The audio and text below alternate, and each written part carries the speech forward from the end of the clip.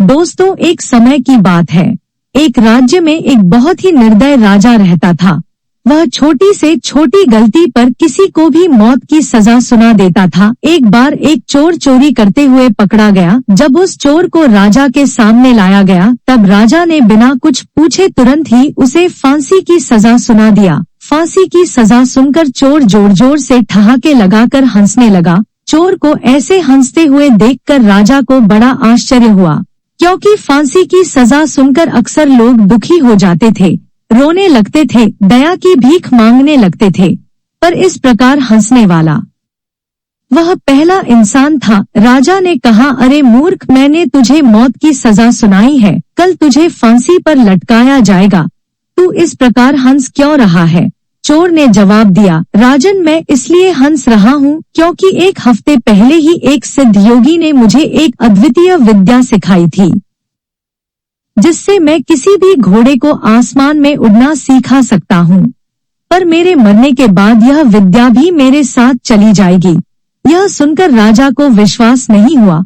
उसने चोर से कहा, अगर तुम मेरे घोड़े को आसमान में उड़ना सिखा देते हो तो मैं तुम्हें माफ कर दूंगा और तुम्हें इतना धन दूंगा कि तुम्हें जीवन में कभी भी चोरी करने की आवश्यकता नहीं पड़ेगी। चोर ने कहा, जी महाराज, मैं आपके घोड़े को उड़ाने वाला घोड़ा तो बना दूंगा, पर इस विधा में 1 साल का समय लगेगा। यह सुनकर राजा ने कहा, अगर तुम 1 साल के अंदर मेरे घोड़े को उड़ना नहीं सीखा पाए तो मैं तुम्हें बहुत दर्दनाक मौत दूंगा। चोर ने कहा, जी महाराज, पर मेरी एक शर्त है, आने वाले इस 1 साल तक मेरे परिवार को पर्याप्त खाना, कपड़ा और जरूरत की सभी चीजें दिया जाए, ताकि मैं अपने काम में ही पूरी तरह फोकस कर सकूं। राजा मान गया और चोर को आजाद कर दिया। जब चोर अपने घर पहुंचा तो उसके पत्नी और बच्चे रो रहे थे। अपने पति को सामने देखकर उसकी पत्नी ने पूछा, राजा ने आपको कैसे छोड़ दिया? वह तो बहुत निर्दय है ना? तो चोर ने अपनी पत्नी को पूरी बात बताई। पूरी बात सुनकर उसकी पत्नी ने पूछा, क्या सच में आप घोड़े को उड़ना सिखा सकते हो? चोर ने जवाब दिया, नहीं। उसकी पत्नी ने फिर पूछा, तो फिर आपने राजा से ऐसा क्यों कहा? अब तो 1 साल बाद राजा आपको जरूर मार देगा। यह सुनकर चोर ने बड़े प्यार से कहा, मेरी प्यारी पत्नी, थोड़ा सकारात्मक बनो।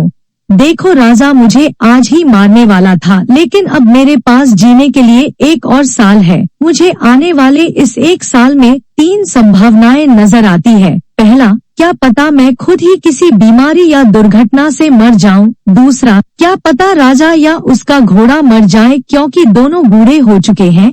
तीसरा, जब राजा के हाथों मरना ही है तो क्यों ना 1 साल बाद ही मरूं। मुझे सभी संभावनाएं स्वीकार है। अब धीरे धीरे समय बीतने लगा।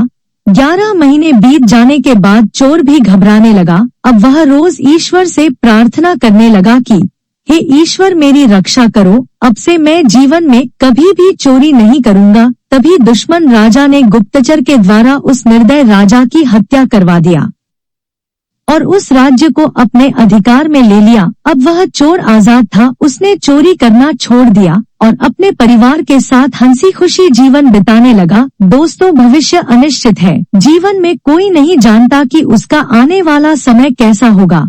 इसलिए जब भी बुरा समय आए तो हमेशा याद रखना कि यह भी एक समय ही है और समय कभी किसी के लिए ठहरता नहीं है। दोस्तों, यह बुरा समय आज नहीं तो कल बीत ही जाएगा। इसलिए जीवन में कभी भी निराश नहीं होना चाहिए, कभी उम्मीद नहीं छोड़नी चाहिए और हमेशा अच्छे कर्म करते रहना चाहिए, क्योंकि आपके द्वारा किया गया अच्छा कर्म संचित होते रहता है और संचित कर्मों का फल आपको इस जन्म में या अगले जन्म में मिलता जरूर है। इसलिए हमेशा अच्छे कर्म कीजिए। इसी तरह हमेशा सकारात्मक कहानी सुनते रहने के लिए इस वीडियो को लाइक करें।